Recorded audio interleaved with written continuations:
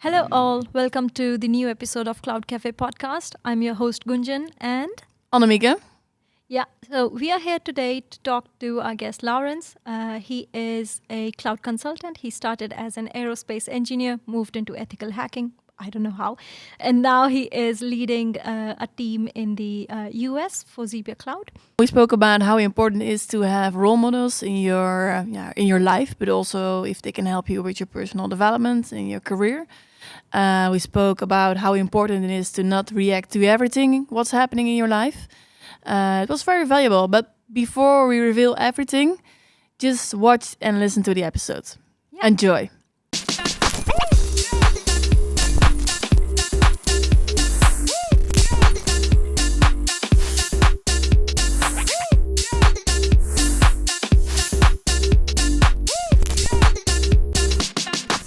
Laurens, so you started out as an aerospace engineer, right? So you have a degree in aerospace engineering, but now you are heading the cloud team in the US.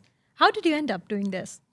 I have always liked technical challenges. It doesn't really matter to me what it was. So when I was younger, I still do like mathematics, physics.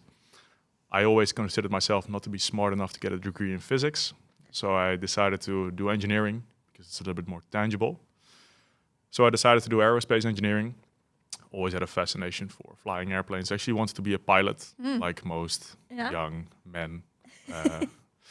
Actually did the pilot selection at the KLM, and I passed, but I didn't start the school, which was a great decision afterwards because this was 2007. And in 2008, the financial crisis hit, which was not very good for airline pilots. Yeah. And I decided to study aviation engineering and later on aerospace engineering, which for me turned out really great. I could learn everything I wanted to learn about how the world works, how nature works, how aircraft, spacecraft work. I found it very fascinating. However, when you study aerospace engineering, it's something completely different from working in the field. If you live in the Netherlands, you will probably end up at either a startup company, which is very ambitious in this field. Startup companies in aerospace are generally not very successful. It's difficult to get into the field. Or you end up working at companies like Schiphol, KLM, or supporting companies for everything that happens at Schiphol. These companies tend to be quite big, also quite bureaucratic, and I found that was not really the right place for me. I had a what's it called? A calling. Well, no. The person who helped me with my thesis, with my master thesis, he ran a company or still runs a company in the aerospace industry, and he has worked in the industry for 25 years, 30 years. And he knew me quite well because we were working together for already 5 years or something. And he knew my personality, and he also said, this might not be the right industry for you because of what I want to do. I want to make an impact. I want to change things. I don't want to be part of a very small piece of a big machine. And maybe have the feeling that I can't really make an impact. This is, of course, not to downplay anything that happens in the field. Is just not a very good fit for my personality. I kind of agreed with him. So I also decided to, look at different things. I did a lot of programming during my master thesis. It's a big part of aerospace as well. You have to program systems. I graduated in robotics. So then you have to program a lot of stuff. And I kind of liked that. So I started looking into the IT direction as well. And so I learned that lesson the hard way. And I found a company in IT, which was a test automation and cybersecurity company. I didn't really know a lot about those fields, but I knew the culture was right. I walked in there. The vibe is pretty similar to Xebia, actually. The average age was still pretty young. I think it was 30 or something. And I felt the culture was right. I felt the values were right. The people were nice. I liked being there, even though I had no skills in what they were doing. Like, how did you felt that? when you walk into an office, it's just like when you walk into the Grand Cafe here, you feel like an open vibe, open people. You feel like there is no real hierarchy. You immediately feel at home. It's maybe a little bit cheesy to say, but yeah, it's a feeling that you feel like, yeah, I like to be here. I don't feel uncomfortable. This is a nice place to be in. Yeah. So you can be yourself. Yeah, you can just be yourself, and you feel that other people are themselves as well. There's no tension. It's all very relaxed, and people seem happy. That's very important. When people seem happy, it's a good place to be. Yeah. I think it also brings a lot of creativity inside that you have out, because then you are not thinking too much about expressing your ideas or talking about things. And I think it brings out the best in you, right? When you have so many good people around you and you have such open culture. Yeah, that's exactly right. If you feel like there's room to explore, then you can really flesh out the creativity and follow your own path. Yeah. And that's very important. So yeah, that was my, first introduction into working life after I graduated. And they decided to give me a chance to hop on and learn more about what they were doing, which is what I did back then. And I found it very fascinating. I like to learn new things. As I said in the beginning, when I started my studies in aerospace engineering, I just wanted to know more about how things work deeply. And when I started in IT, I had the same curiosity. I just wanted to know how systems work, want to understand more of it, ask all the questions that I can think of, read all the books that I can find, and learn more about it. So that's how I started my career, and they were very receptive to that. So that was a very interesting journey. I learned so much in the course of a year and a half. And when I got there, I started asking so many questions that this was a test automation and cybersecurity company. Yeah. So they had a team of hackers, which was very interesting, but a little bit of black box. Yeah. These were people that were hacking systems from the age of 12.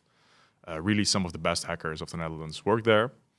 And I started asking so many questions that at some point, most of my colleagues referred me to the hackers because they said, okay, right now this is too deep for what I know, so maybe you can ask those guys. Yeah. Because they really, they know so well how stuff works that they can break it. So they referred me to them, asking more questions, learning more. And at some point, the CTO of the company said, maybe you want to do the assessment to be a hacker. Yep. And I thought, okay, that's very interesting. I still don't know enough about this to do the work, I think, but I'd like to try. So I applied internally for the position. I had to do the same assessments everybody does. And in the assessment, they don't really look at how much you know. Yeah. They look at how fast you can learn and how fast you can pick up new concepts.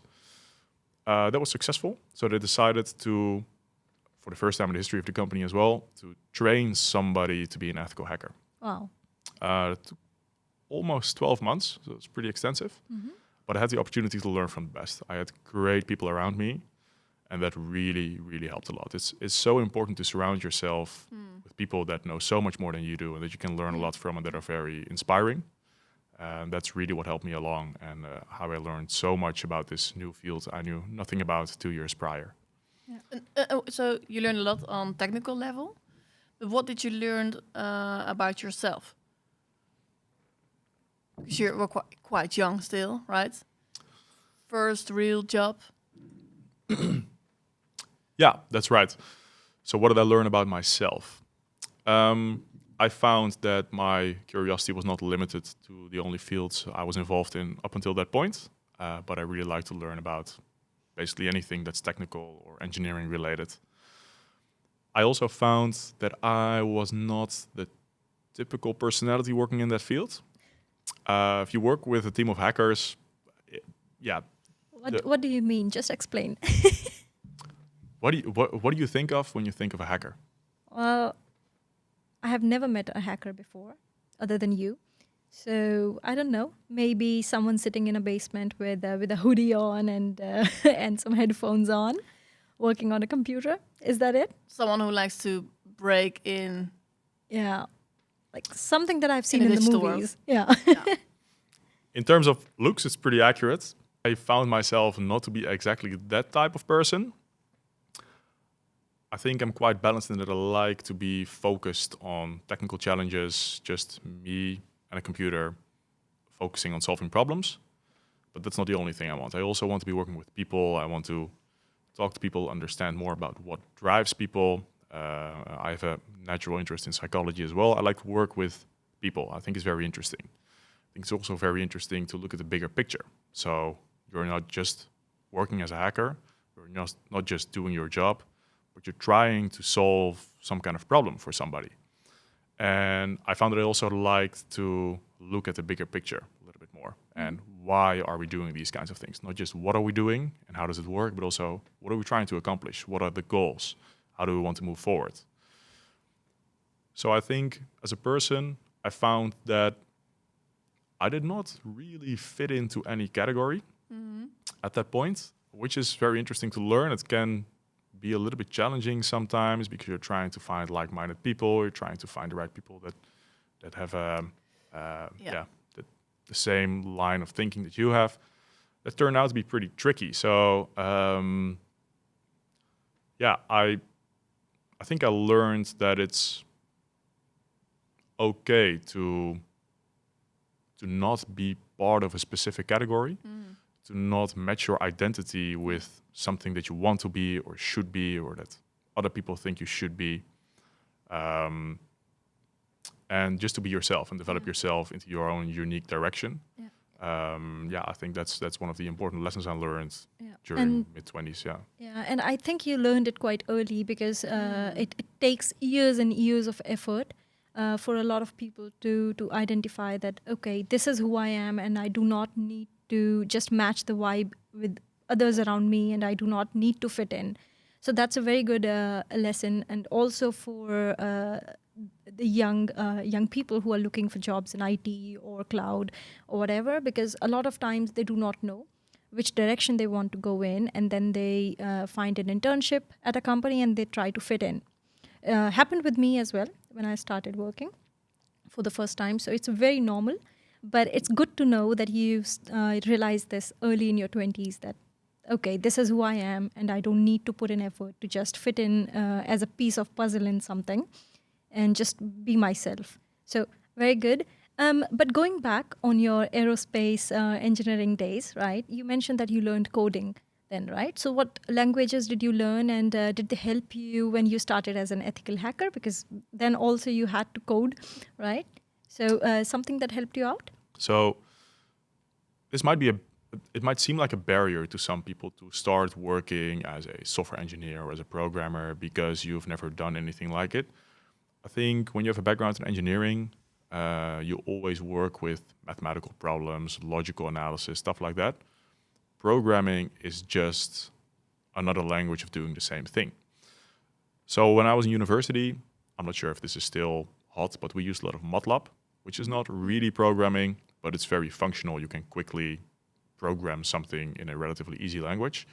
But when you start to get more complicated problems, Python was the way to go for us, which is very big in software engineering as well. You just use it in a different way. Yeah. But I think most university students now get acquainted with Python. We also did a lot of C++. When I was 21, I thought C++ was the way to go. Now I've learned that, okay, yes, it's a very important language, but it's not really something that most programmers get on with. So I must say it was very valuable to learn because C++ is kind of the basis on which most modern programming languages rest. But it's actually not as high as a barrier as many may think. Okay. If you have a background in engineering or you are very curious on learning new things, this is all very doable. And what I think is even more important, that's also why I like working in IT, is that, so as compared to aerospace engineering, when you want to make an impact or when you want to build something, you are dependent on a very large collection of people and also a collection of resources. You need, if you want to build an aircraft or a spacecraft, you need a lot of money, a lot of people, and a lot of time. When you want to build something in IT, you can just do that on your own. With your own laptop, you can build something and it runs tomorrow. So going from idea to execution is very tangible when you work in IT, and that was very, very appealing to me. If you learn how to program in any language, you can build something. But I had the opportunity to learn from the best. I had great people around me, and that really, really helped a lot. It's so important to surround yourself with people that know so much more than you do and that you can learn a lot from and that are very inspiring. And that's really what helped me along and how I learned so much about this new field I knew nothing about 2 years prior. And that really feels good.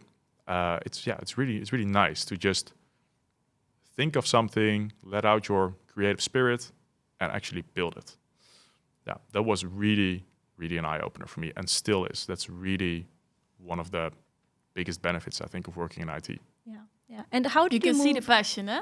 Yeah. Yeah. I can see in it in his eyes that like so sparkly and everything whenever he's talking about building things.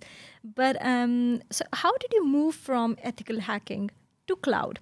I see that you were always interested in like literal cloud and now software cloud.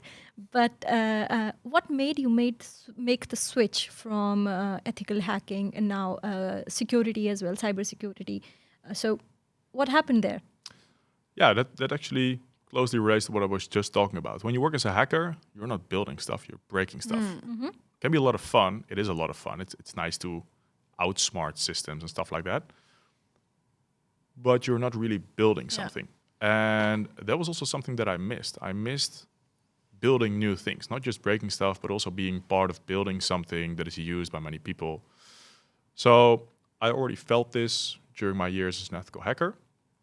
But I also wanted to learn more. I was still curious, still hungry for knowledge, information, learning new things. And I also knew that within this company that I worked for, that was probably not going to happen. They were very sharply focused on the offensive part of cybersecurity, which is ethical hacking and everything around it. So I decided to look around, and I got in touch with Xebia almost directly. At first, I was a little bit skeptical of working in consultancy because I didn't want to be a number in a company that's just sold, quote unquote, to some client. So I was a little bit skeptical in the beginning, but I had a lot of very interesting conversations here with very interesting people.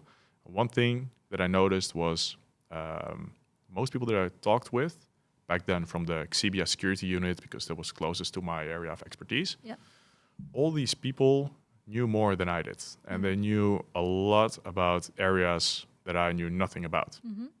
At first, I was a bit intimidated. I was like, okay, I really know nothing. I thought I knew quite some stuff, but I really know nothing here compared to these people.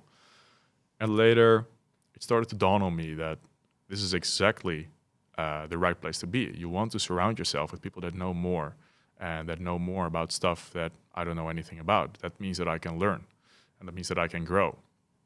And that's really what started to attract me to this company, and also the value, again, the culture. I knew the culture had to be right. So again, this was during COVID, but I took my time, visited the office a couple of times despite, the pandemic, because I wanted to feel the vibe. I wanted to meet the people face to face. I wanted to understand what this was all about. And as I said, that was in the Xebia security unit. So at the end, I decided to take the leap and come to Xebia, also because Xebia offers a lot more than just cybersecurity. I was part of the Xebia security unit, but Xebia does basically everything on the IT spectrum.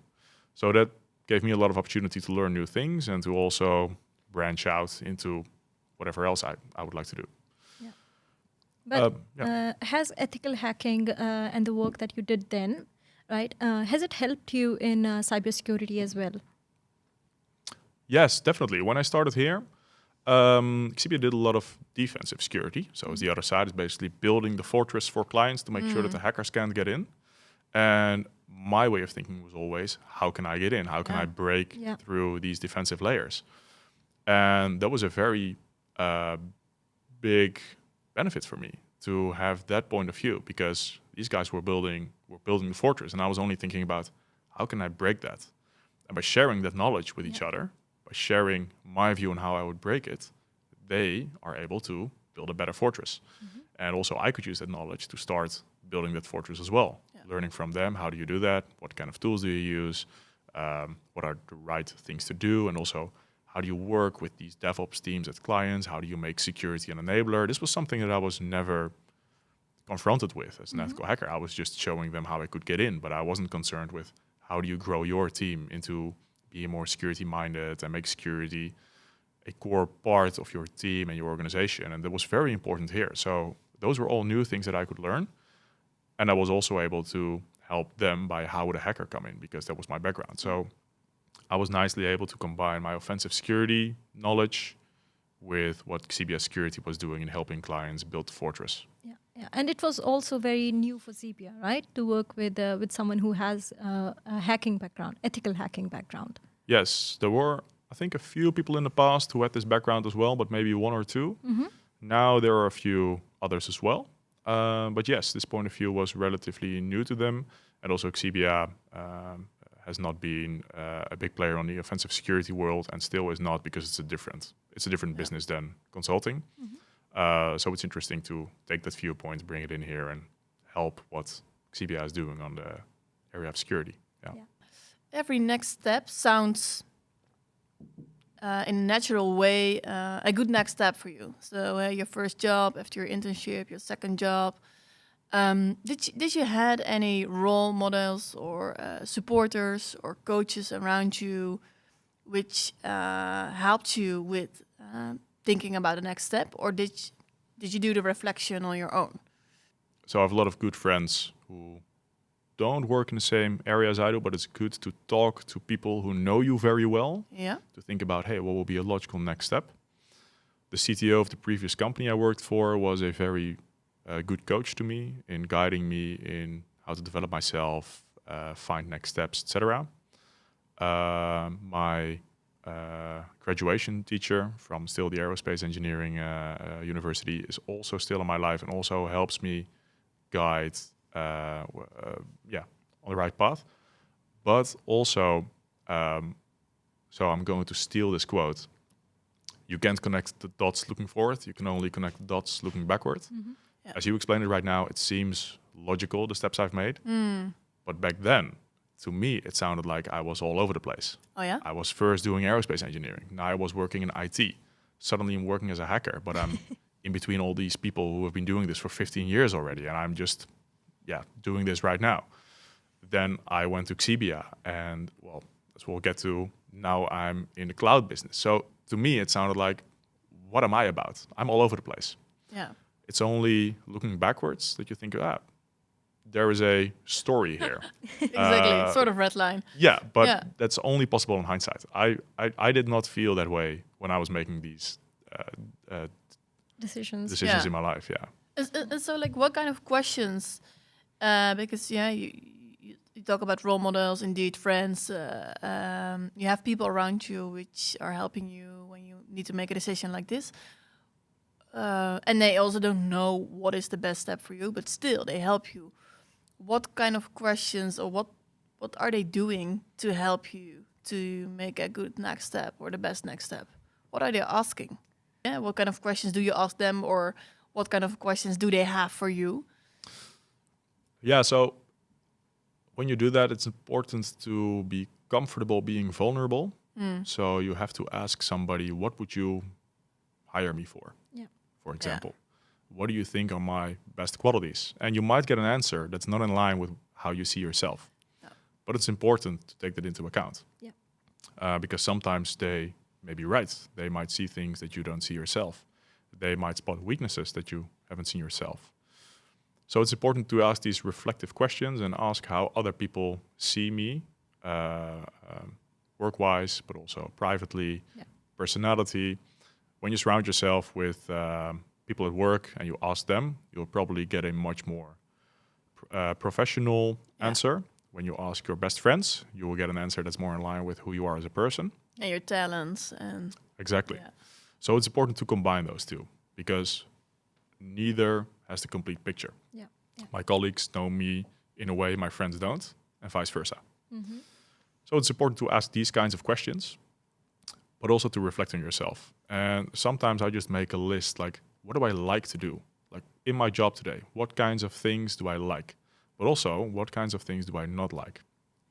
What kinds of things do I want to stop doing? Yeah. And what kind of things do I want to start doing? What am I lacking? And it's okay to find elements that you're lacking that are on a first glance not or cannot be part of your job. So you might think like, yeah, I like to read a lot of books. I like to play the piano, whatever. And you might think, yeah, how am I going to combine that in my work? That's not important. Just write it down. The way will show itself at some point. How you can combine whatever you like to do, whatever you want to do in your work. You might need to make a switch, but you also might be surprised. So it's also very important to ask your own superiors, hey, I want to become this kind of person in the next 2 years, 3 years, 5 years. Or you can ask your superior, what do you think are my best qualities? What do you think are my worst qualities? And if you ask them to be somewhere in a set time period, then at least they know you have an ambition to get somewhere and they might help you to get there. Yeah. So I think... at least they know. Exactly. Yeah. If you don't talk about it, Yeah. they don't know and they can't help you. Exactly. But it can be very vulnerable to ask your superior, what do you think I'm bad at? Because you might get an answer you're like, Yeah. I'm not doing Ow. this right. Or but it really helps growing and it really helps to get you to the place you want to be. Yeah. I think a lot of it comes from taking constructive feedback and giving constructive feedback. And honestly, I believe that if you have these kind of people around you, professionally or personally, who are honest with you and who you trust to be vulnerable around, then you are very, very blessed. But honestly, because the feedback from these people who are around you, it is so valuable. It doesn't matter if you honestly follow what they are saying or not, but it's always important to just hear them out and see what makes sense. Because, of course, at the end of the day, you are going to do what you want to do. But it's always nice to take everything into account and see what will be the best and what I can do to be a better version of myself. Yeah, and I think it also accelerates your growth, right? So if you do everything on your own, it's with a lot of things. You might be still growing, but not in the pace which you would like to grow, right? Yeah, you can try to do everything yourself, but I've actually been there as well. Like I'm saying all these things now, but I have not done this from the age of 20 onwards. I've been through this as well. I've tried to do things on my own, and then I figured out I just don't know the answers, but other people might, and that's how you learn and grow. And yeah. Who inspires you nowadays? So there can be someone in your, let's say, your private life, but also maybe, I don't know, who is inspiring you? That's a good question.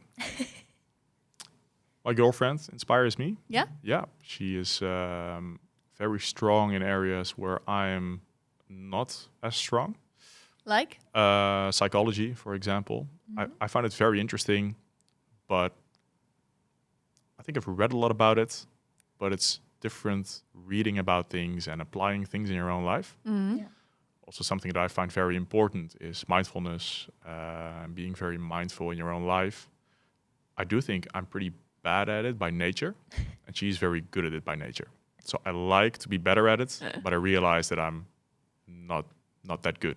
Yeah. What do you mean, like, I'm bad with being mindful? So I think it's very important to be very mindful of the situations you're in, to be very appreciative of what you have, and to realize that on a day-to-day basis. But also to not constantly react to things. So I think I've gotten better at this, but I've been pretty reactive, I think, in the past. Reactive to situations. Can be somebody that does something that annoys you or that makes you angry. Triggers. Or that you just react. And then after the fact, you think like, I'm not very proud of how I did this, or I'm not very proud of how I handled the situation, but I just did what I did in the situation. Being much more mindful allows you to see the situation for what it is and to be more compassionate with people as well. So if somebody does something that triggers me, for example, I can also be compassionate. Think, okay, I'm getting triggered, but this person is not doing anything wrong, or even if I think they're doing something wrong, it has a reason, or there is something going on that I might be curious about instead of reacting to and make the situation worse, for example. I've gotten better at this, but I think I'm not very good at it by nature. Mm-hmm. And she's very, very good at this. She is much more appreciative of these kinds of things, not very reactive. And I think that's an inspiration. I think it's very good to learn from that, and very good that I now have somebody in my life that helps me get there as well, because I've been doing this on my own. Yeah. And it's nice also in this case to have somebody close that can help you make the right steps and also show you like, hey, you might handle this in a different way, or you might do this differently. Like I'm wondering because, especially with your role right now, you're working as a cloud consultant within Xebia, and at the same time you're starting up a new business in the US. We're talking about being mindful, not reacting to everything. At the same time, when you're starting a business in a new region, the US, things are going fast. You need to act. How does this help you to be successful there? Yeah, so I've been challenged in that respect. A lot of new people, new situations to deal with. That has definitely been a challenge. But for example, we're now building a team in the US. We've hired a few local people. And I think transferring a little bit of this mindful culture and helping them grow and really being there for them, I think that's really fulfilling for myself. And it's also helping a team grow and move forward. It's helping them being more motivated. And I really like to be able to support in that area. So that's really where I can use the skills that I've learned in the past 6 years or something to help grow a team. In the meantime, it's also dealing with a lot of uncertainty, and that's tricky. Dealing with uncertainty is difficult for everybody, I think, but some people are naturally good at it, and some people are naturally less good at it. So yeah, that really challenges me to use the toolbox that I've gathered in the last years and see if I can really apply it to the situations where it matters most. Because when you try to be a good person, a mindful person, and you try to make the right decisions, that's easier when everything in life is easy. When everything is going steady, when you have no real setbacks, it's much easier to be feeling good about all these things. But if you get a lot of challenges, if you get setbacks, if you get situations in your life that you weren't expecting, that's really when you get challenged. Exactly. Yeah. And what's been the biggest challenge until now with the new unit in the US? The biggest challenge, getting sales off the ground in a new region with some people. So it's me and Stijn, basically, my business partner. We come from the Netherlands. We go to a new continent. We go to the US. And we think we can build something there. But we don't know the culture. We don't know the people. We have no network. That's a very, very big challenge, which we could have expected, but we were probably too naive to really accept that. Optimistic. Yeah. Yeah. That's a different way of putting it. But another challenge has been the culture. So a lot of people might think that the US and Europe are pretty similar in terms of culture. In some respects, that may be the case, but it's much more a different world than I expected. And culture is very important here at Xebia. That's really one of the most important things I want to preserve when building a new unit. And yeah, that has been a challenge to bring the culture of Xebia in the Netherlands to Xebia in the US. And that's an ongoing challenge because it's a different world. They have a different business going on there. And I find it very important to maintain the values that we have here.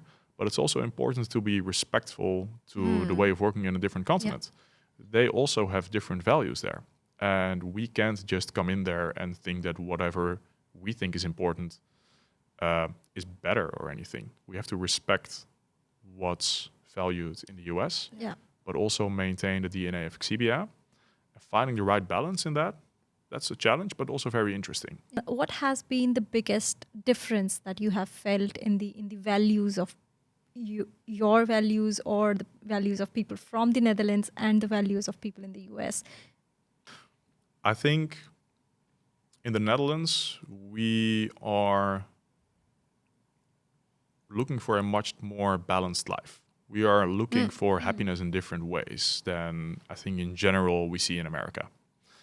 So in the United States, we see that there's a lot more focus on reaching your goal in business. And that work and business is a much bigger part of people's lives than it is here. And you see that in the amount of hours worked by people. You also see it in the situations where people lose a job, for example. If that's the case in the US, some people are really losing everything they have in life. Here in the Netherlands, working part-time, for example, is very common. A lot of people do that here. Yeah. In the US, it's not so common. So I found that we appreciate different things. Yeah. We don't want... Not everybody here has the ambition to be the ultimate rock star in business and to be the next Elon Musk or Steve Jobs or whatever. I'm not saying that everybody in the US wants to be like this, but I think in general, people are much more focused on climbing the social economic ladder. Yeah. Much more so than here. And I also think there are a lot of cultural and political things that cause that. For example, we have a much more social society, which is very healthy, I think. And in the US, it's very important to be socially economically successful in order to secure a good life. You can see that in education. I mean, if you want to go to university here, everybody can. If you want to go to a top university in the United States, you have to have a lot of money. Yeah. So you need to maintain your community and your network and Exactly. be active with all side things. So without diverging too much into all that background, the biggest change or the biggest difference I see in the two cultures is really the focus on business, the focus on money, basically. Yeah. And does it also affect the way of working with clients here in the Netherlands and the way of working with the clients in the US? Well, we are still in the beginning phase, but I must say up until this point, the way we help clients in the US with, for example, Dutch consultants is really working well. Okay. Because we in the Netherlands are still very, very good at what we do. We are the 9 out of 10 in the consultancy business, and that's really working well. Also for the US clients. They might sometimes have to get used a little bit to the fact that we have an XKE here, which means that they will not be working for the client, but they will be learning new things. Yeah. But they also see, okay, but it's also to the benefit of these consultants, and that's the reason why they can be so successful in what they do. So I do think in general, our way of doing things is appreciated, but they have to get used to it a little bit. Yeah. Okay. Yeah, and so for the people at home, an XKE is the evenings at Xebia where we share knowledge with each other 2 times a month. Yeah. And we have time for that. So, and indeed, we're not working for a customer. We're not doing anything else. We'll just share knowledge with each other, brainstorm, ask trainers, invite others to join us. Yeah. And have dinner. Very important. Yes. Yeah, so that is indeed something that we value. And I have the feeling that a lot of people in the US value this as well. They want to have this too. Yeah. But they're just not used to it. It's something they're aiming for, but they're not there yet. Yeah. I think so, yeah.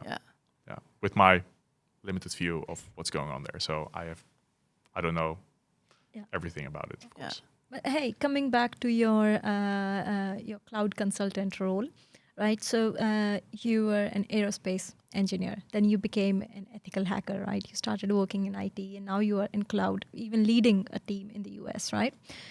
What has been your biggest challenge in terms of a project that you have worked with? Like, it can be challenge of managing the client, like stakeholder management. It can be the problem that you solved. It can be anything. So something that you remember and something that you feel maybe this could have been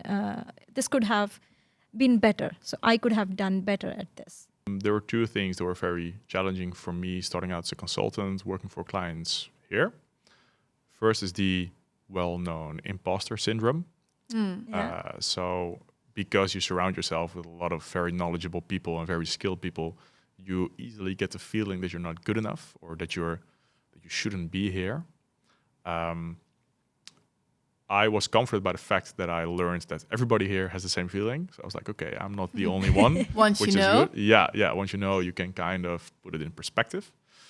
And that has caused me to learn to focus on what you're good at clients, but also let them know what you're not good at. If you see a challenge or you come across something in your assignment or in your job that you're just not that good at, or you don't want to do it, or you just don't have the skills for it, just say so and say, hey, we need to find somebody else for this part. I can be very good at X, but for Y, we need to find somebody else, and that's totally okay. You can't do everything, you can't know everything.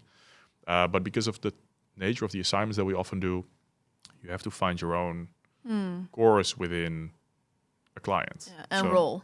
Exactly. So you have to define a little bit how you're going to solve their problems, because usually we get a business problem, not necessarily a technical problem, but the solution is some kind of engineering solution. So you have to translate from business to engineering, and then you have to identify what can I do, but also what can I not do. A second thing that was very challenging for me personally, I had always worked for relatively small companies. And when I started working for clients that were really, really big multinationals, that's a totally different way of working. And that has been challenging for me as well to understand how that works within a big company, how you can get things done.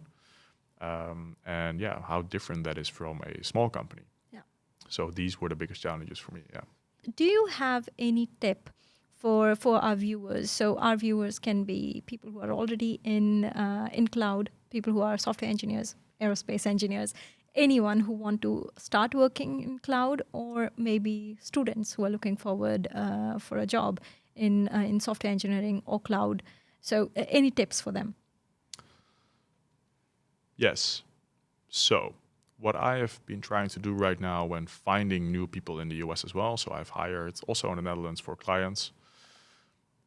What I found that classically, a lot of companies have a job description that say you have to know this, this, this, and this, and you have to be able to do this and this and this. And a lot of people think they have to conform to the job description. I see it the other way around. I think a job description is some kind of guideline, but you have to be true to who you are. And if you see things that you really want to do and are good at, but in the same job you see things that you don't want to do and you're not good at, it's totally okay. Just make sure you focus on what you want to do and where your heart really is. Because it's important to develop yourself in your own unique direction and not fit into some kind of box that somebody else made up. And it can be challenging sometimes to choose your own direction and not follow everybody else around you. But it's so important to be unique, because else 10 years, 20 years down the road, you'll realize that you are working on something that's not you. So be yourself, follow your own path, stay unique. And if you're curious enough, you can learn anything you want. And that's also important, to have that self-confidence. Yeah. As a recruiter, I can confirm that this is indeed very true. And usually we are always looking for people who know what they want, even if they are, not 100% match with the job description, and they come to us and be like, hey, I like this and this from the job description, but I am looking forward to work on certain projects or certain things. This is what I like. And then we are also more interested to know more about their stories. And I don't know how many times this has happened, that they end up having a conversation with someone from the team, and then the things they flow from there. So yeah, very, very good. Thanks a lot. Yes. Thanks a lot, Laurens, for your time. Really appreciate it. Thank you. It's very nice being here.